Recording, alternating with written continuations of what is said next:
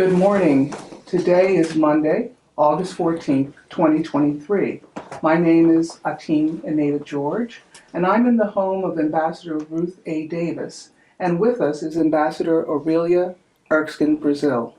And we're here as part of the Library of Congress's American Folk Life Center Green Fellowship Program on labor law.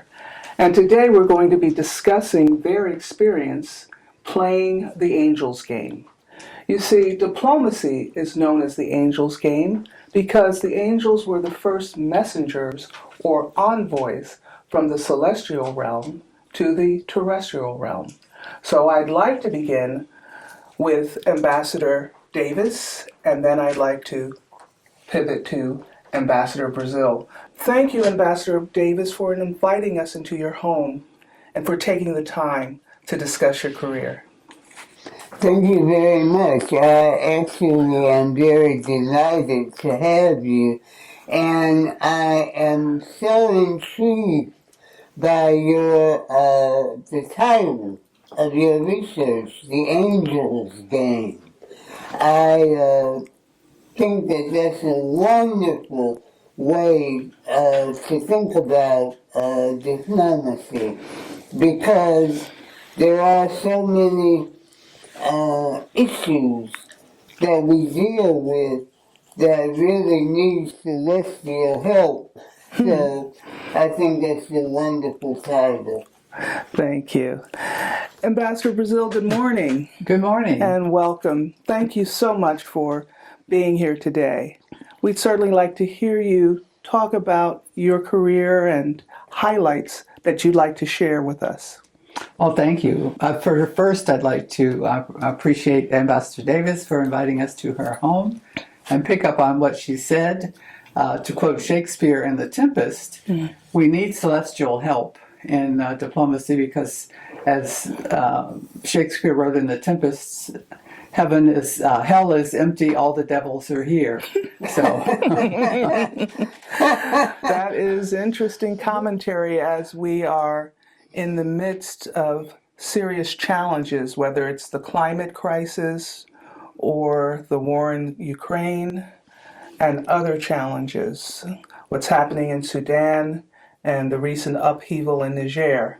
But let's come a little closer to home. Each of you served as Foreign Service officers, career officers at the Department of State. And Ree, could you tell me a little bit about your work as an economist with the Department of State? Sure. I entered the Foreign Service at a time where officers entering did not have to select their career path from the very beginning.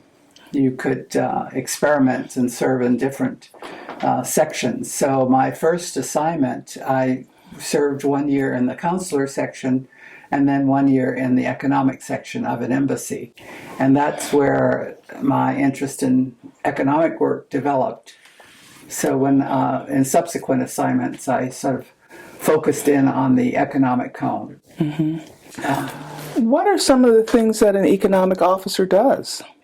Well, for me, you do everything, because economics, to me, is all about who gets what, who doesn't get what, and why they don't get it. And those issues are fundamental to every society. And so being an economic officer means to me that you have no limits on what issues you can follow, because every issue comes back to economics about who gets what and who doesn't get what. And so you work on trade issues, you can work on aviation issues, you can work on development assistance issues, you can work on energy issues, you can work on space issues, you can work on banking issues, you can work on anything, because it's all, to me, getting back to economics. So there's no limit. Amazing. Absolutely amazing. Ambassador Davis, we had talked about your career as a consular officer and the work that you did helping Americans abroad. But I wonder if today you would reflect on your work in leadership and management with the department And then I'd like to ask both of you to talk about what mentoring means to you in terms of your professional practice and your work post-retirement. Right. Thank you very much for that question. Foreign service officers generally are good generalists.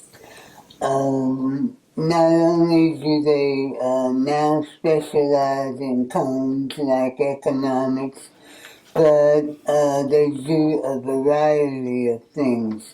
I was a consular officer, and later in my career, it became more of an issue of leadership and management. I was the consul general in Barcelona, and that was my first sort of real leadership position. And then I came back to the U.S. After my ambassadorship. I also served as the director of the Foreign Service Institute and the Director General of the Foreign Service.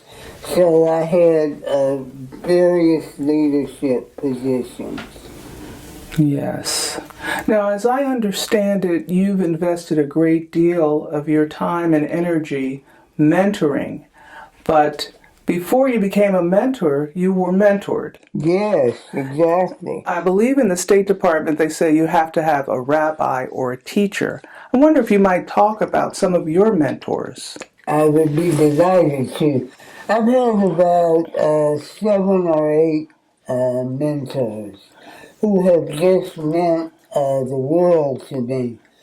I would start with my mentor, Lois Moreland, who you know, who was at Spellman College, who helped me to get really focused on international affairs, because she was very instrumental in helping me to get a fellowship that permitted me to study overseas. That was very, very important to me, and actually led to my coming into the Foreign Service. Once I got into the Foreign Service, I had a number of mentors. And you're right, the bureaucracy in the State Department is extraordinarily complex. And you need to have someone to help you navigate that democracy. That bureaucracy. I had a poll star who was not a mentor, but a poll star. And that was Terence Todman, who was a 6-time ambassador, and who now, who came into the Foreign Service. When he came into the Foreign Service, he could not eat in the cafeterias where the other Foreign Service officers of his class ate. And it was obviously a difficult time. But Todman was a pusher, and he actually insisted that if he's going to do this work, he's going to be able to have lunch with his colleagues. And that came to pass, and now the cafeteria in the State Department is named the Terence Todman Cafeteria. But what I'm saying is that Ambassador Todman was a role model and a pole star that I set my sites I'm trying to emulate. I had other mentors, Stuart Kennedy, who was the Consul General in Naples, was very good at helping me. Mary Ryan, the famous Mary Ryan, was a great mentor and a great role model because Mary knew just about everybody who was in the consular home. So when it was time to make assignments and select people who were the best candidates for the job, Mary knew just like that. She didn't have to consult notes.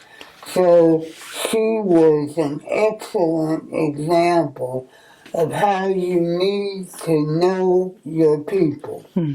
I had other mentors who were such mentors as Ambassador Perkins, who made sure that when I finished the senior seminar, he was Director General, and he made sure that I got an ambassadorship. It's not at all clear that I would have. Obviously, I think I merited it, but he was very instrumental in making sure that I got my ambassadorship. So mentors have meant a lot to me, and I feel that I owe the same kind of care that I received. And I now am still, after leaving the Foreign Service in 2009, I am still mentoring.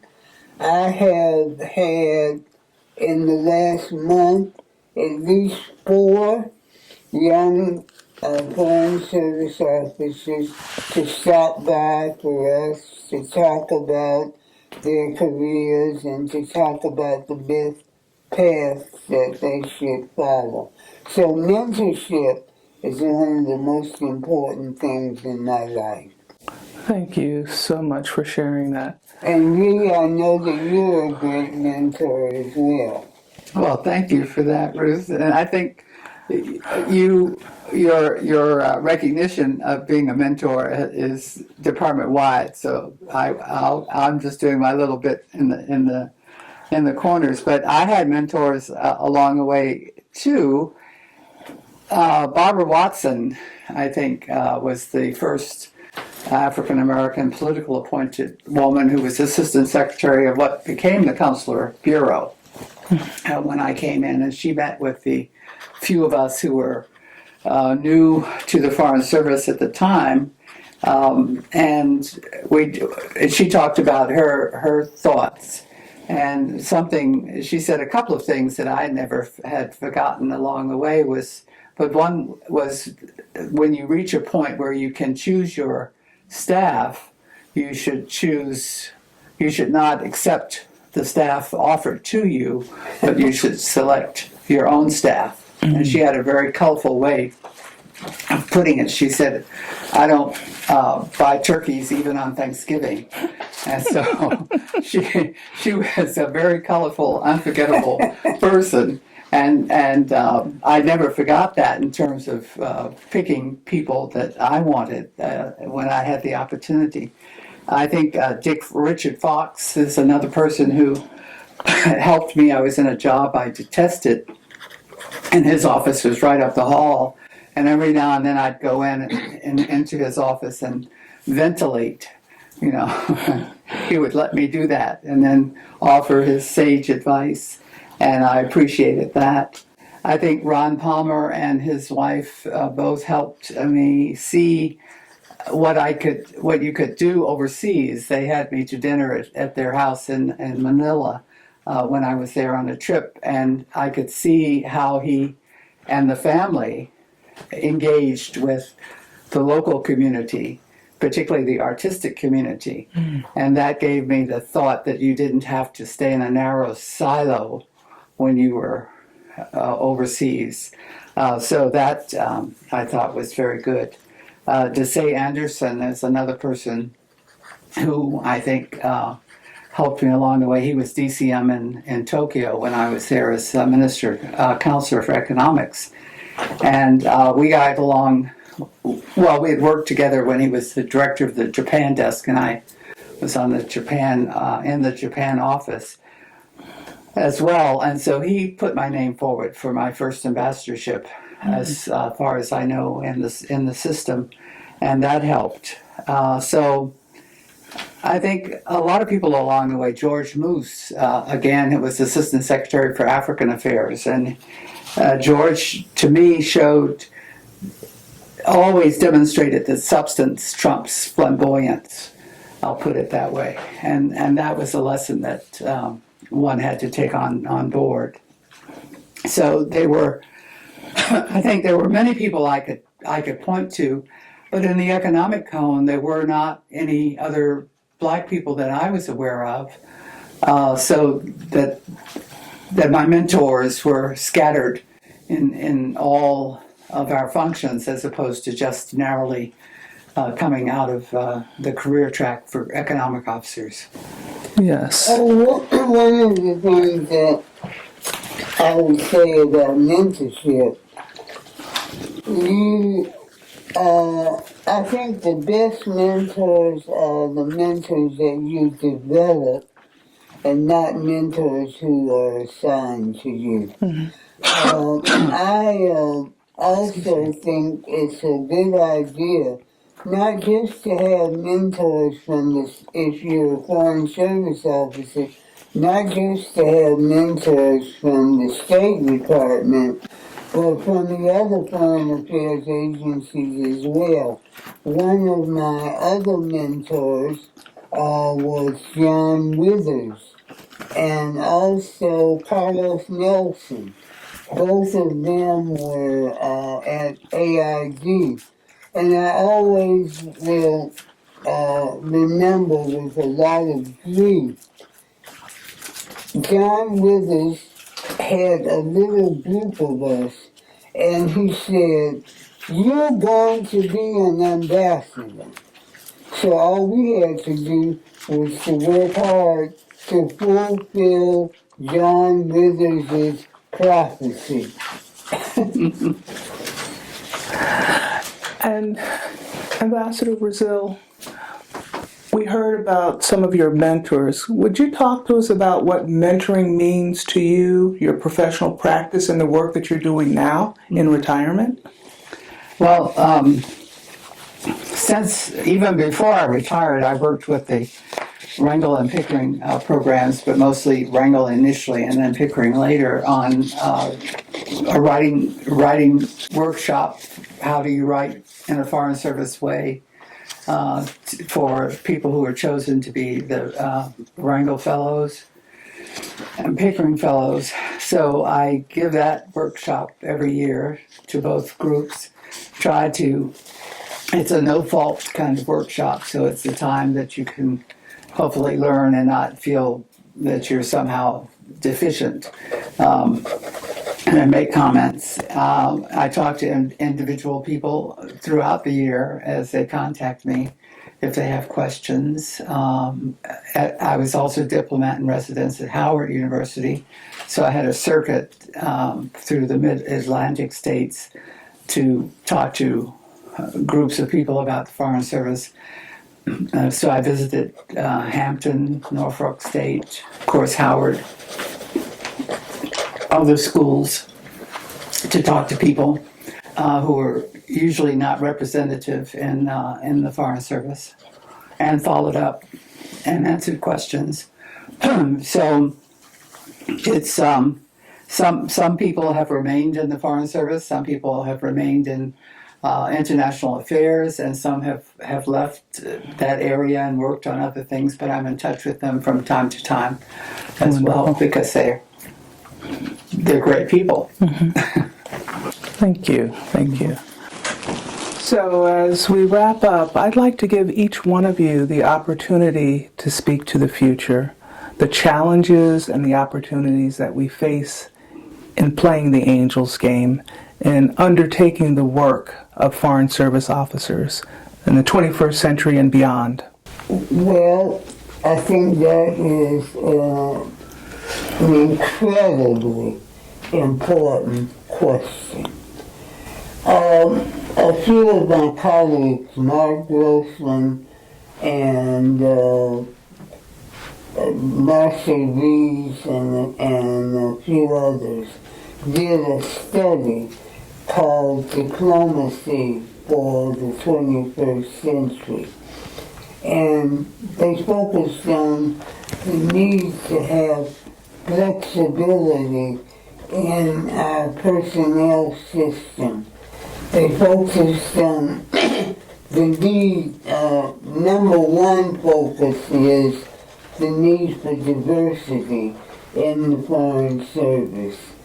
And one of the things that they talked about that I feel so strongly about is that we need a different name for the Foreign Service. It ought to be called the Diplomatic Service.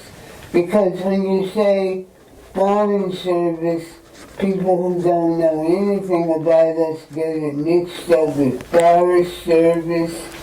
They don't know what the Foreign Service does. And if you say the Diplomatic Service, then that gives you at least a start with people understanding who you are and what the service is all about. I believe that we need to make sure that we stay relevant in the Foreign Service. We've got to be on top of issues like AI, and we've got to be on top of issues like climate change. These are some of the things that will be of utmost importance in the future, and we need to be on top of them. Thank you. Ambassador Brazeal?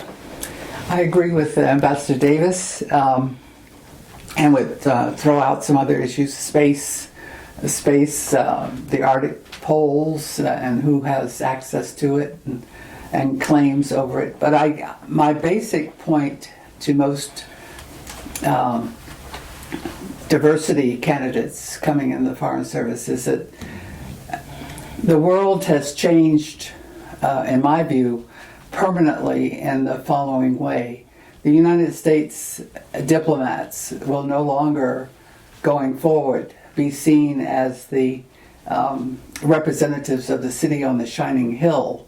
The world has seen some of our stresses and strains and divisions in this country, which many of them have plagued us since the beginning of the country in terms of race.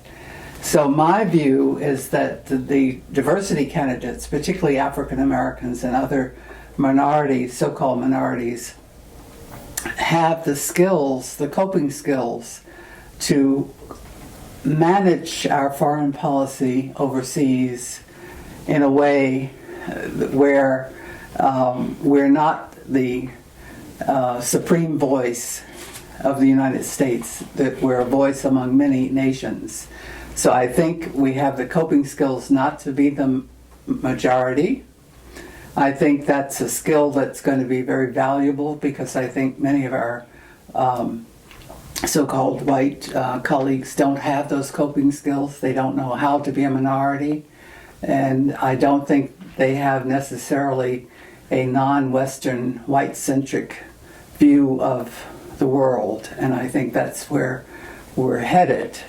So all of the voices that we have in the Foreign Service are needed to make sure that we have different perspectives at the table that can be put into play as we develop policy. I'm not sure I'm being very eloquent in my explanation, but I just feel that that talent is out there and we need it in the Foreign Service very much. Thank you so much.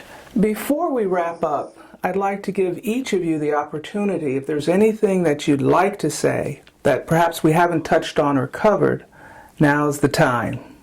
Well, I would like to thank you for undertaking this study. Americans are not as knowledgeable about the Foreign Service as I would like for them to be. And I think with doing studies like this and putting it out there so Americans can see and understand and learn about what we do is extremely valuable. And I thank you for that. Truly my pleasure. Ambassador Brazeal? I hope that people will consider becoming an American diplomat. It's a wonderful career. It's a challenging career, but it's the kind of career that we need more of in this country, because a lot of Americans don't know as much as they should about the rest of the world. And the way our educational system is going, we seem to be stepping back from knowing as much as we should know about different parts of the world. So those who come in the diplomatic corps are going to be in the vanguard of the kind of relationship we will have. The first department created after we became a nation was the State Department. And the reason for that is that we recognized we needed relations with other countries if we were going to survive and thrive. Not only trade relations, but borrowing money to support our objectives, and also gaining influence and coming up with concepts. So I think that if people recognize that that was a foundational need, then they will see the need for us to move forward in a way that is a partnership with the rest of the world as opposed to competition. Thank you so much. Again, I really appreciate the two of you taking the time to talk with us today. Thank you.